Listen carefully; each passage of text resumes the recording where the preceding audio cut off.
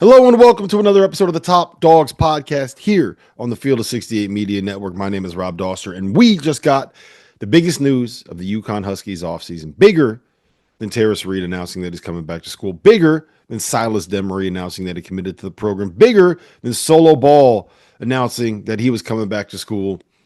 Alex Karaban is returning for his fourth season, for his senior season, for another year with the UConn Huskies. He announced it on Tuesday afternoon at 11 o'clock, the same time that the Huskies announced that Mike Nardi, new assistant coach, is going to be joining the program as Tom Moore steps into a general manager's role. Karaban coming back is massive. A decision that was a little bit just kind of cloaked in secrecy from a public perspective. He initially entered his name into the NBA draft process. He ended up pulling his name out of the draft process before the NBA actually released their list of early entrants. There was a little bit of conjecture and a little bit of concern for people waiting to hear what he was going to say, largely because UConn had a spot that needed to get filled at that four spot. But the communication was there between AK and the people that mattered. The info was there between AK and the people that mattered, and I don't think this is catching anybody within that UConn program by surprise. I do think that this is the right decision for Alex for a couple of reasons, and I talked about this a little bit last night on the Field of 68 after dark. I think that if he had gone pro right now, he would be leaving at the low point of what his kind of draft stock would be, right? I don't think he had a very good junior year for a number of reasons that we'll get into. But if he had left right now, he'd be leaving at the low point. And part of the reason for that is when he came back to school this past season, because of the Liam McNeely injury and because of some of the struggles that UConn had at the point guard position this year, Karaban moved way up the scouting report.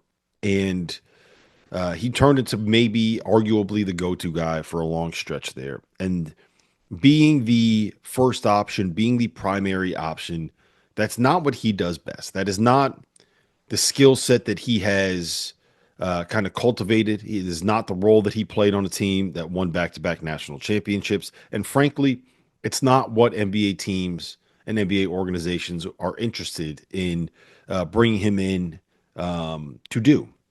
He is at his best the best role player in college basketball, I would say. I think that he is a guy that absolutely thrives as the fourth option, as a player that is going to be a floor spacer, that is able to attack closeouts, that is used as the guy that runs off of screens and put into catch and shoot opportunities, that is the switchable four-man defender that is put in positions where he can kind of step out and guard a point guard if you need him to, or slide down and guard a five if you need him to, and be a positional defender where he's not guarding the opponent's best player every single night. And what happened last season with the injuries and with the point guard situation is that Alex was moved to the top of the scouting report. And not only did that mean he was being asked to be a creator and be a facilitator and be a different player in terms of what the offense was, in terms of what he did in past seasons, he was also now being guarded by oftentimes the best defender on an opponent's roster. And I think that, we talked about this quite a bit throughout last season, but I think not only did that put him in a position where he kind of struggled a little bit, right? Which is completely understandable. And I think it absolutely obliterated his confidence. And I think that you could see that, and I made this point quite a bit last year, but you could see that with the shots that he was actually making. When he was left open, when he had time to think about it, when he got into his own head, that's when those shots didn't go down. And when he was making plays where he's coming off of a curl, or he's doing something on the offensive glass, or he's cutting to the basket, and it was just kind of read and react, and he didn't have time to think about it, and it was just instinctual, and it was just him out there hooping. That's when he was at his best and he was playing well. And my take is that with the roster that Hurley has built, he has put Karaban in a position where he is going to be at his best and asked to play the role that he thrives in and asked to do the job that he can do really, really well. I don't think it was his fault. I don't think it was Dan's fault, but the way that last season played out, he was put in a position that did not accentuate his strengths. And this year, I think he's going to be put in a position that accentuates his strengths. And what happened was he is now at a point where his stock is about as low as it's been since he got to UConn, right? And last year, look, I'm gonna I don't want to call out this person, but I did get a tweet um, when I tweeted something, I posted something about Karaban coming back to UConn. I did have one response that said, as much as I like Alex, after two national championships, he should be in the NBA. The brutal truth is, if the NBA was going to be a reality for him, he would be gone by now. And frankly, that just isn't true. Um, Alex, when he decided to come back to school for his junior season to this past year to try to go for the three-peat, he had an offer on the table that would have given him seven figures guaranteed. Um, it was not a small number. It was not a small offer, and it was something where he would have been an NBA player with guaranteed money had he decided to go pro, and he decided to come back to school, right? And that's because there are NBA teams that recognize the talent that he has and the ability he has and the role that he can play at the next level. And with this year's group, he is going to be asked to play that role once again. I believe Silas Demery is the guy that will have the offense kind of built around him. It will be the playmaker. He'll be in that Tristan Newton role where you can run a bunch of actions and then you need somebody at the end of the clock to go make something happen. That's Silas Demery, right? I think that solo ball will be able to do some of the things that Jordan Hawkins did 2 years ago, sprinting them off the screens, using him to manipulate defenses with how he runs off of those screens. It will be a constant threat of him running and running and running, um, and moving defenses around and putting players in positions and pulling defenses apart. Like it'll be a lot of fun to watch uh, what Dan Hurley and Luke Murray are going to be able to cook up for solo ball and how they're going to be able to use him to manipulate defenses, right? And then you got Terrace Reed, who, for my money, could end up being the best low post scorer in the Big East, maybe the best low post scorer in college basketball next season. And to me, those three guys are going to be the first three guys on the scouting report that you have to be worried about. And then you get to Alex Karaban, and then you have to have a guy who's maybe your fourth best defender, maybe your third best perimeter defender, worried about AK. And that is when he thrives. That is when he is going to be put in a spot where he can do the things that he will be asked to do at the NBA level. And I do believe fully, and I'm not just saying this, and look, people that aren't UConn fans are going to see this, are going to say, Rob's just a UConn homer. Rob's just kissing Dan Hurley's ass. Rob's just trying to get access. Rob's just trying to do this.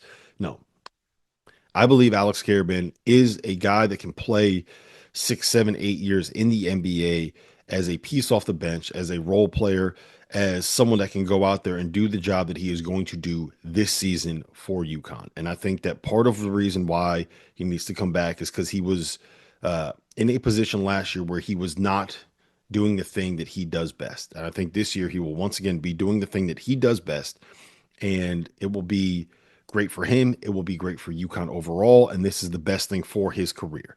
And it's not just that, right?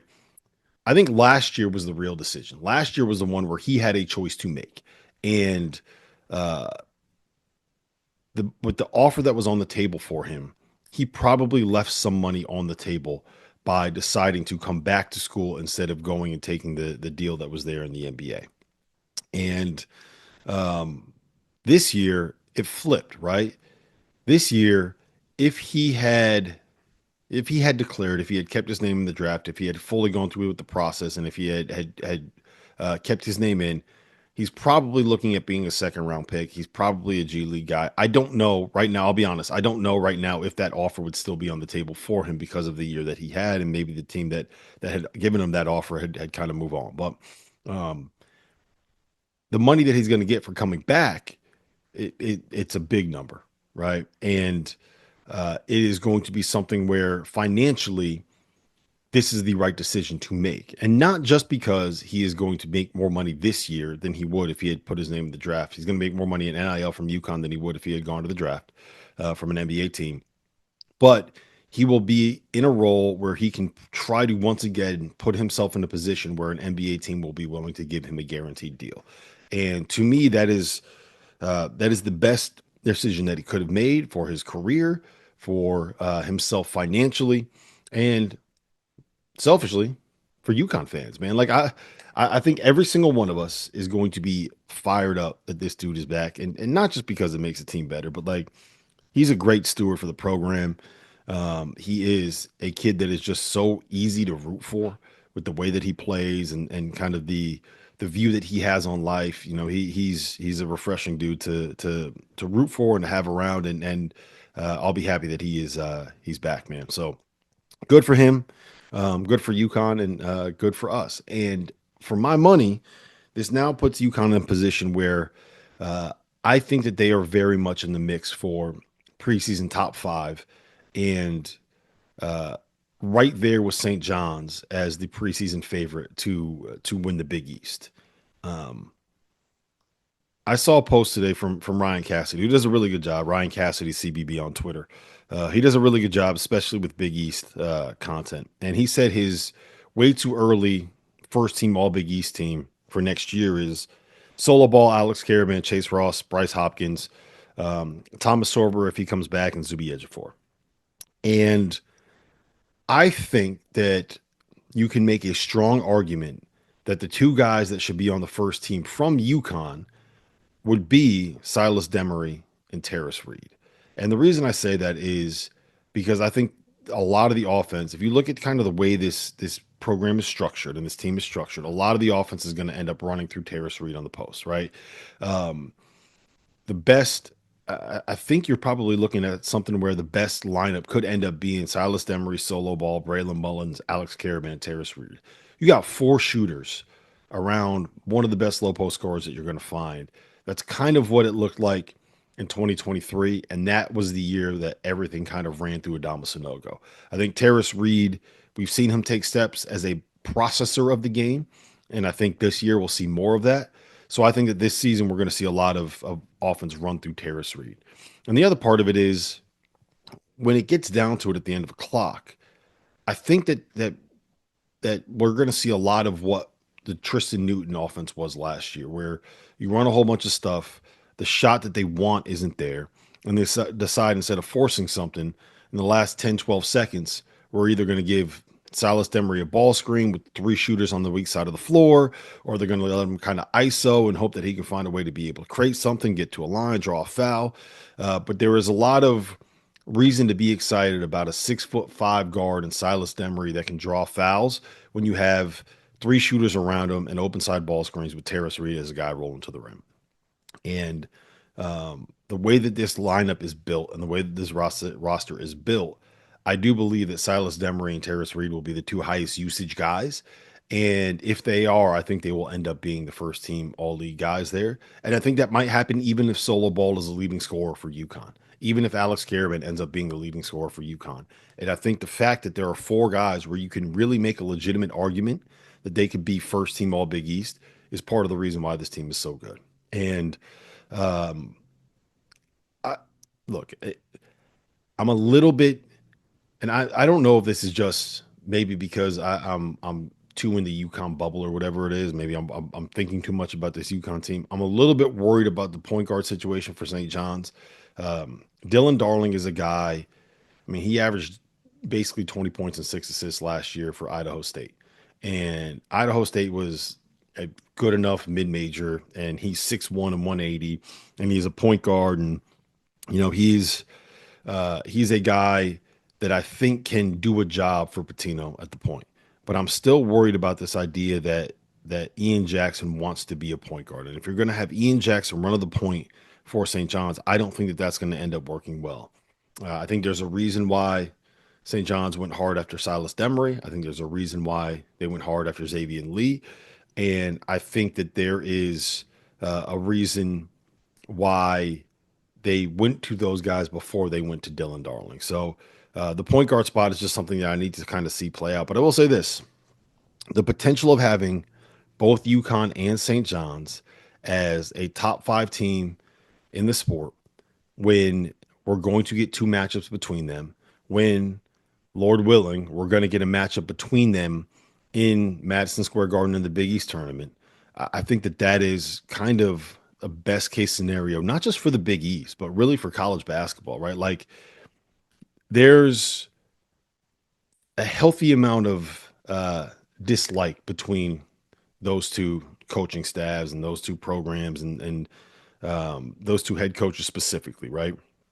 And that kind of rivalry is something, especially when its names as big as Rick Pitino and Dan Hurley, is the kind of thing that can cut through the noise of football season, that can cut through the noise of a Duke Cameron Boozer kind of a run, right? That can cut through the noise of the power of the SEC and the power of the Big Ten. And I honestly, like, I could not be more excited for it. I love the fact that this is something where we could end up having a 3-year, 4-year window here where both of these teams are competing competing at the national championship level with those two coaches, and the fact that neither, like, there's no filter with either of them, right? There's no censorship. There's no worry of what the media is going to say if you say something in public, because, like, how much worse could it have gotten for Hurley than it was this past season in terms of the criticism that he got, right? Rick Pitino was 72. Like, he does not give a shit anymore about anything. And I can't wait, man. It's going to be so much fun. I've already circled those 3 games, or those 2 games on my kind of in my mental calendar in terms of where I need to be and kind of how those play out. So I'm fired up. I couldn't be more excited for the season. I'm thrilled that Alex Karaban is back, and it's going to be a really, really fun year to be a UConn fan and a UConn podcast from someone that is locked into the UConn basketball space. College basketball fans, are you ready to take your hoops game to a new level? Whether you're a seasoned bettor or just trying to win your March Madness office pool, Rhythm is here to give you the edge this season. With data-driven predictions for every single college basketball game left on the schedule, Rhythm helps you maximize your bets. And as March Madness kicks off, Rhythm's insights will help you spot those plucky Cinderellas that you know are going to shake up the NCAA tournament. But that's not all. When Selection Sunday rolls around, let Rhythm's AI-powered bracket generator do the heavy lifting for you. This is the same AI tool that performed 35% better than the average ESPN bracket last year. And here's the best part. Rhythm pairs perfectly with our Field of 68 expert analysis, giving you the 1-2 punch that you need for the rest of the college basketball season. So don't wait. Download Rhythm today and get ready to see college basketball and your betting results in a whole new light. If you haven't heard by now, we have partnered with BetMGM for this season. We'll be using BetMGM lines to make all of our picks, and we'll have special offers for the listeners and the viewers of the Field of 68. Bet insurance tokens, odds boosts, and what I love, a nice parlay boost or two here or there. Be sure to keep your eye out in the app for the Field of 68 specials that we'll be running throughout the season as well. So go download the BetMGM app to sign up today. A couple other things I want to touch on here real quick. Darius Adams decommitted from the program after Malachi Smith committed. I think that this is something that it was not entirely unexpected when he made that decision. He's a 5-star kid that wanted some more playing time. We saw the same thing happen with Caden Lewis at Kentucky when Kentucky went out and brought in a couple of point guards. The fact of the matter is, if you are not going to be a freshman that is at the level of a Liam McNeely or a Steph Castle, hopefully, or of a Braylon Mullins, if you're not going to be like that kind of a player right now with the level of talent that remains in college basketball because of NIL, it is going to be hard for you to go and find a place where you can get, 30 minutes off the bat in your first season. And I think Adams kind of saw the writing on the wall. I don't think this is something where the staff wanted him to go, but I think that when they accepted the commitment from Malachi Smith and when they brought in Silas Demery, they were actively making the decision where they knew that Darius Adams was not going to play minutes immediately. And the fact that he ended up leaving the program was, uh, I don't. I don't want to say it was something that they were okay with, but it was a risk that they knew they were taking when they made the additions that they made, and it was a sacrifice that I think they knew they had to be willing to make for the betterment of this season, right? And it sucks. It is what it is. I thought he would have been a good player in this program, but as long as there's good relationships there, you can always get that bounce back transfer. It's the way that it works in the portal right now. You always keep those relationships and make sure that you don't end up in a situation where you can't get a guy back if you need to get a guy back. Um, but I do think it leaves UConn a little bit short. And I would say from a depth perspective, I would like to see two more pieces come into the program. And I'll kind of talk through my reasoning on that, right? Silas Demery is going to be the starting point guard. Solo Ball is going to be the starting off guard. Malachi Smith is going to be the guy that comes in and spells either one of them. I do think that you could play Malachi alongside Solo Ball. It's not an ideal situation. You probably don't want to spend a ton of minutes with those two because of the size in the backcourt, but you could play them together. You could play Malachi alongside Silas Demery. I think that all of that works. Um, Terrace Reed's obviously the starting five. Alex Karaban is obviously one of the starting forwards. Um, I think that once you get past that, Jalen Stewart and Braylon Mullins will be an interesting battle for who ends up starting, right? I think that there's enough film that we've seen of Jalen, enough minutes that we've seen of Jalen Stewart to say that he deserves a shot at the starting spot. And I think that there is enough ability with Braylon Mullins that um, he's going to have to earn that starting spot if he gets it, if that makes sense, right? Like I think that's going to be a battle for who starts there.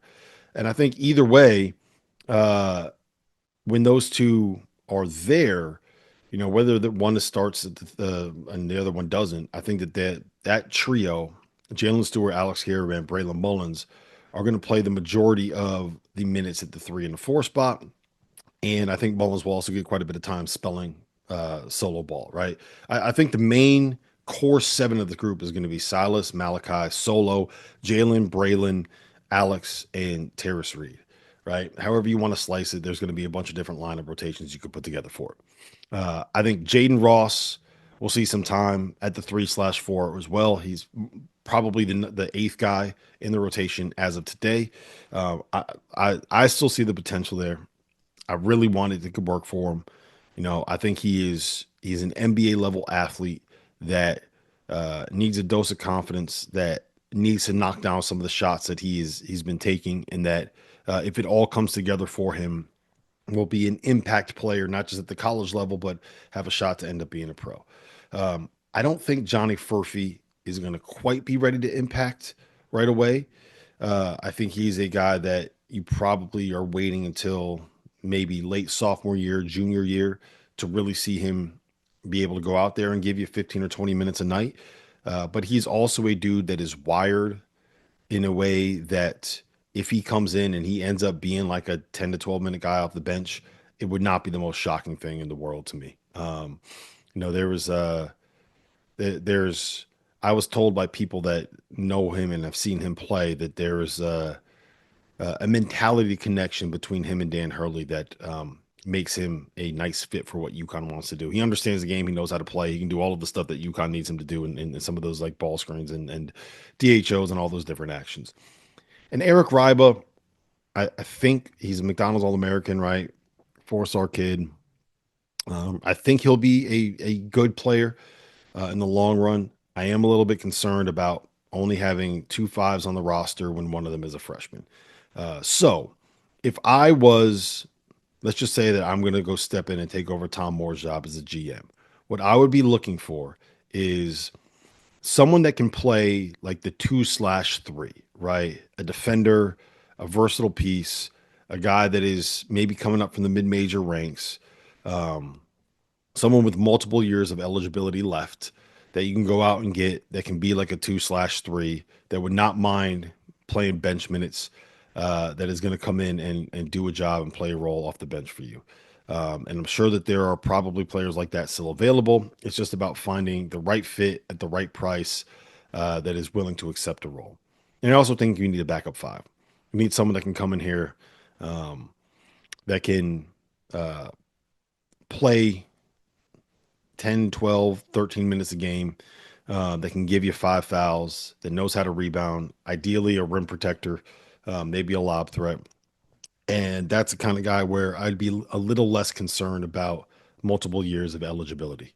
Just the way that the roster kind of shakes out. Next year, if Terrace Reed, you know, if he has the year we expect, I think next year you could look at this as something where then you can go out and your big expenditure, instead of having to find a point guard and having to make sure the Karaban comes back, you can go out and spend a whole bunch of money on bringing in a five man. So I think you just need a body in there that can help Ryba with minutes off the bench. So that's kind of where I'm at with that. I'm not complaining about two more pieces coming into the program. And ideally one with a little bit more eligibility than the other. And I think that's, if I was the one making the decisions here, this is what I would do. The other news that we need to discuss is that Tom Moore, love Tom Moore, shout out to Tom Moore, all-time UConn staffer, guy that's got 4 national championship rings, a guy that is as big of a part of keeping the program's different eras together as anybody. Is moving into a general manager role, and on paper it looks like a step down, but I think this is something where it is the perfect role for a guy that's kind of in the later stages of his career, that where he can just kind of do the thing that he does best, right? And the thing that Tom Moore does, he's a terrific basketball coach, but the thing that he does best is bring people together. It's the gift of gab. He is one of the more entertaining conversationalists that I've met in college basketball. He's a guy with stories for days, and having him be the guy that spends time evaluating players before the portal opens during the season, have him being the guy that help raises money, have him be the guy that see if he can't go get I don't know, like think about how much money Emeka and Charlie Villanueva and Rip Hamilton and Ray Allen and all of these other Ben Gordon, all these other guys have made throughout the years. Why can't you get them to throw a couple dollars into the collective, right? Why can't you get them to come back and do events to be able to raise some money for the program? And I think that is a perfect role for him, one that he will thrive in, and one that I think will be really good for the UConn program overall. The guy that they brought in, Mike Nardi, who is obviously a Villanova player, former Villanova player, longtime Villanova assistant. Jay Wright guy is leaving after he was not retained by Kevin Willard, was brought into the UConn program, is a well-regarded assistant, a good recruiter. Philadelphia ties, understands the Big East, Jersey City guy, just like Dan Hurley. So it's a nice addition. I've heard good things about him from some people. I've heard just kind of he's fine addition from other people. But I think the fact that he understands the Big East, he understands recruiting the areas that UConn wants to be able to recruit. He's a Jersey City guy, so hopefully he understands the Hurley family, and he is a piece where he will kind of understand on the pecking order. It's Hurley, it's Kamani and Luke, and then it's him. I think is they're you could have done a lot worse making that hire and bringing somebody in that spot. So excited about it. I like Mike, and I think he's a nice addition to the staff. If not only you can rub it in Villanova's face forever and ever and ever and ever and ever that he is now in the program. So a lot to talk about, a lot of ground that we covered on this episode. But the headline was Alex Karaban is back. UConn is back. National championship contenders. I think they very much have to be in that conversation. And I feel much more confident saying that this season, after what they did in the portal and what they did bringing people back, than I did last season, the way that roster was kind of constructed. So should be a great year to be a UConn fan, and I cannot wait for that first UConn St. John's matchup.